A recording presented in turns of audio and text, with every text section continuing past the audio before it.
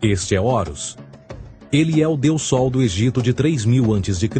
Ele é o Sol antropomorfizado e a sua vida é uma série de mitos alegóricos que envolvem o movimento do Sol no céu.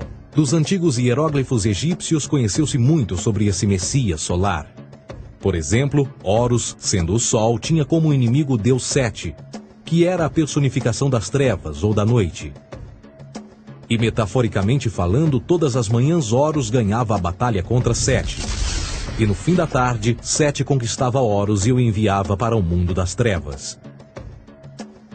Será importante frisar que trevas versus luz ou bem versus mal tem sido uma dualidade mitológica onipresente que ainda hoje é usada em muitos níveis. No geral, a história de Horus é a seguinte. Horus nasceu em 25 de dezembro da Virgem Isis Mary.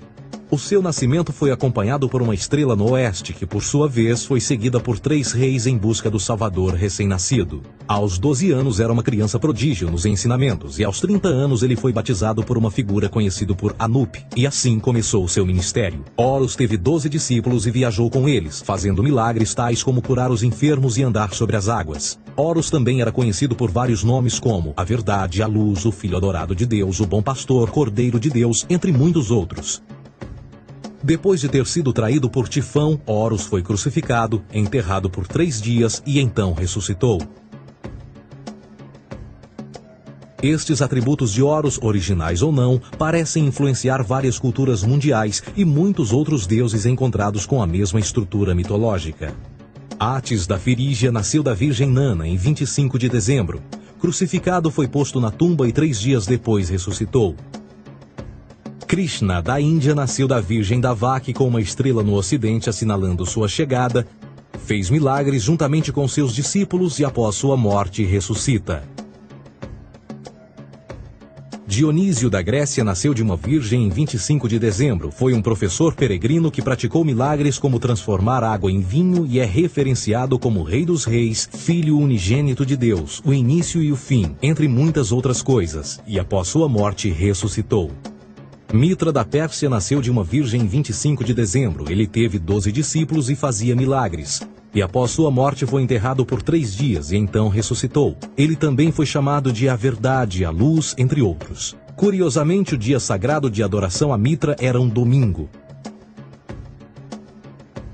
O que importa salientar é que existiram inúmeros salvadores em diferentes períodos em diversos lugares da Terra que preenchem essas mesmas características. A pergunta que não quer calar: o porquê desses atributos? Por que o nascimento de uma virgem em 25 de dezembro? Por que a morte e a ressurreição após 3 dias? Por que os 12 discípulos ou seguidores? Para descobrirmos, vamos examinar o mais recente dos Messias solares. Jesus Cristo nasceu em 25 de dezembro em Belém. Ao nascer foi anunciado por uma estrela no ocidente que seria seguida por 3 reis magos para encontrar e adorar um novo Salvador. Tornou-se pregador aos 12 anos, aos 30 anos foi batizado por João Batista e então iniciou seu ministério. Jesus teve 12 discípulos que viajaram com ele praticando milagres como curar doentes, andar sobre a água, ressuscitar mortos. Ele também é conhecido como Rei dos Reis, o Filho de Deus, a Luz do Mundo, o Início e o Fim, o Cordeiro de Deus, entre muitos outros. Depois de ter sido traído por seu discípulo Judas por 30 moedas de prata, ele foi crucificado, posto em uma tumba e após 3 dias ele ressuscitou e ascendeu aos céus. Em primeiro lugar, a sequência do nascimento é completamente astrológica. A estrela no ocidente é Sírius, a mais brilhante do céu noturno, que a cada 24 de dezembro se alinha com outras 3 estrelas brilhantes no cinturão de Órion. Essas 3 estrelas brilhantes são chamadas hoje, como eram na antiguidade, 3 reis, 3 Marias no Brasil e Portugal. Os 3 reis e a estrela mais brilhante, Sírius, todas apontam para o nascer do Sol em 25 de dezembro. Esta é a razão pela qual os 3 reis seguem a estrela a oeste em uma ordem que apontam ao amanhecer. O nascimento do Sol.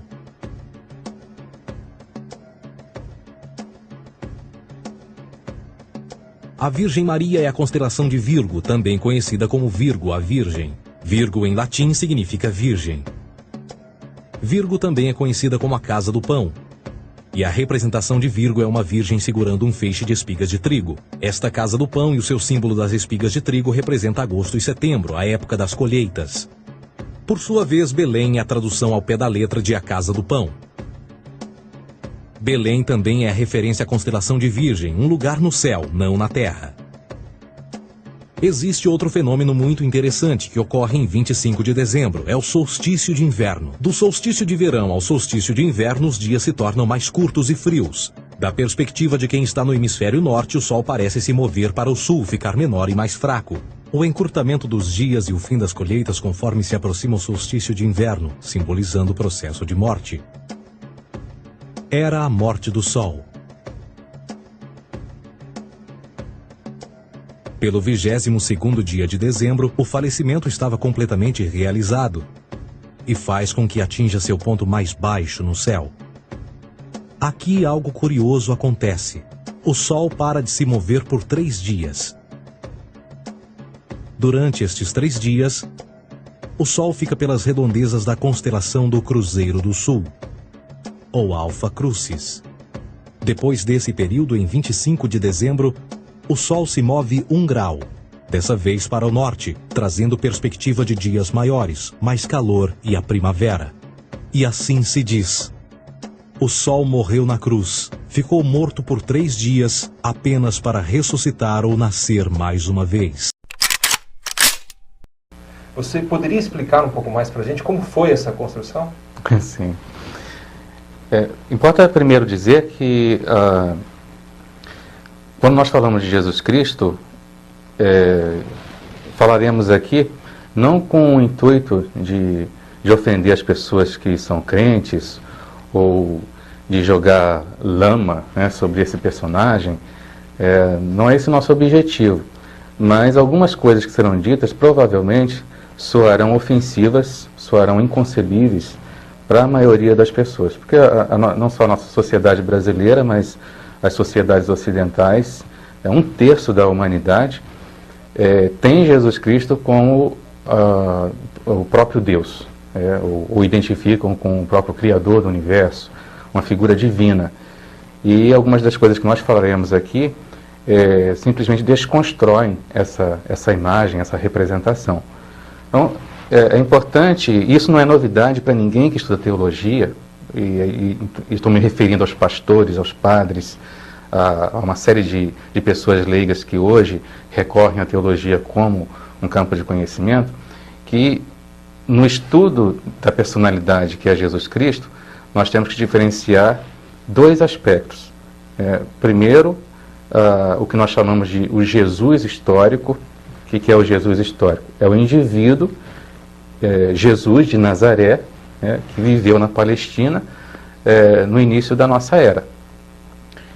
E diferenciando do Cristo da fé, que são as interpretações feitas a respeito dele, já no princípio, né, da manifestação dele e ao longo dos séculos.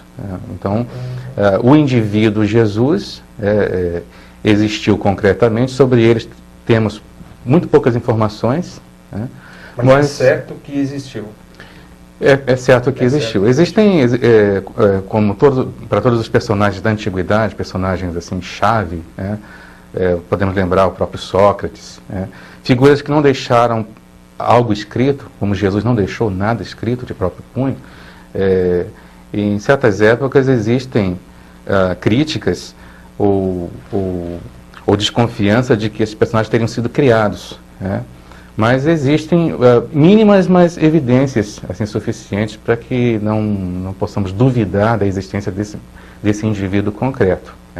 Agora, o salto